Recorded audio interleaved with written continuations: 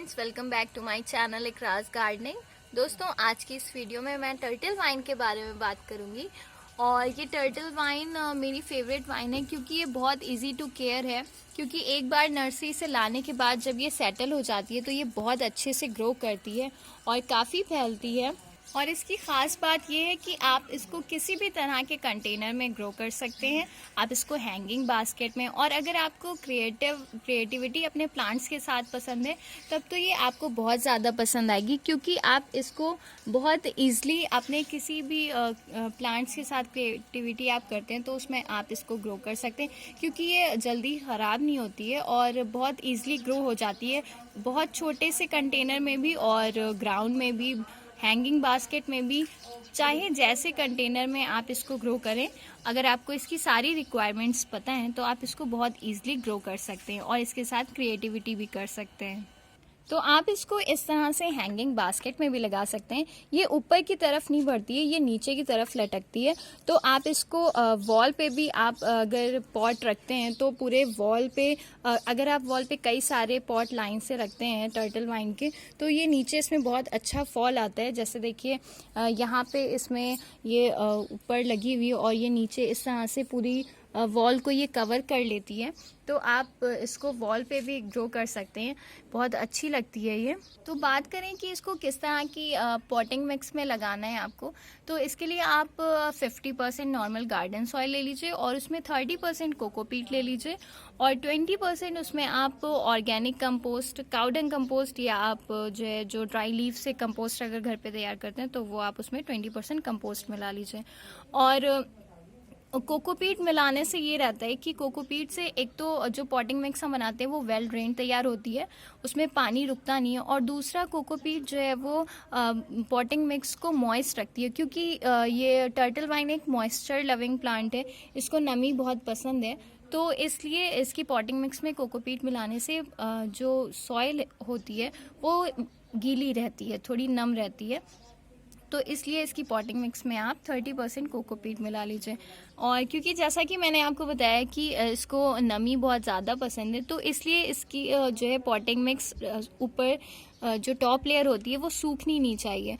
मतलब जैसे ही वो सूखे वैसे ही आप उसमें पानी डाल दीजिए। क्योंकि इसकी ये जो आप वाइन देख रहे हैं, इसकी जो है सभी नोट्स के नीचे अगर ये ग्राउंड को टच करिए या आपके पॉट की सॉइल को टच करिए तो इसके नीचे रूट्स आ जाती हैं। और अगर रूट्स ड्राई होती हैं तो जो है ये इसकी सारी लीव्स ड्राई होने लगती हैं और धीरे धीरे ये ख़राब होने लगती है। और अगर आप इसको आपको ये आप चाहते हैं कि ये एकदम फ्रेश रहे, हरी भरी रहे, तो जो है इसके लिए आपको इसकी सॉइल को थोड़ा सा नम रखना होगा। सॉइल इसकी हल्की गीली रहती है तो ये फ्रेश रहती है और बिल्कुल हरी हरी खिली खिली रहती है। सनलाइट की बात करें तो इसको बहुत ज़्यादा समर सीज़न की हार्श सनलाइट नहीं पसंद है, ये पार्शियल शेड में रहना पसंद करती है। और इस पर बहुत तेज़ धूप अगर दिन भर पड़ रही है तो ये ख़राब हो सकती है, इसकी पत्तियां जो है वो पीली होने लगती हैं। तो इसलिए आप इसको हल्की छाई में भी रखिए। और फर्टिलाइज़र की बात करें तो इसको बहुत ज़्यादा फर्टिलाइज़र नहीं चाहिए होता है। जैसे मैं अपने सारे प्लांट्स में महीने में एक बार या 2 बार लिक्विड फर्टिलाइज़र देती हूँ, वैसे ही मैं इसमें भी महीने में एक या कभी 1 बार या 2 बार लिक्विड फर्टिलाइज़र देती हूँ। और इसमें आप लिक्विड फर्टिलाइज़र ही देना ज़्यादा सही रहता है, क्योंकि जो है ये जिस भी पॉट में या जिस भी ग्राउंड पे आप इसको लगाते हैं तो ये पूरी फैल जाती है। तो इसमें लिक्विड फर्टिलाइज़र देना ईजी रहता है। तो आप इसमें महीने में 1 बार लिक्विड फर्टिलाइज़र दे दीजिए और ये आपकी हमेशा हरी भरी और खिली खिली जो है ये ग्रो करेगी। और आप इसको बहुत ईजिली मल्टीप्लाई कर सकते हैं। एक टर्टल वाइन से बहुत सारी टर्टल वाइन ग्रो कर सकते हैं, क्योंकि आप इसकी एक छोटी सी कटिंग से इसको ग्रो कर सकते हैं। जैसे एक इसकी कटिंग आप ले लीजिए और आप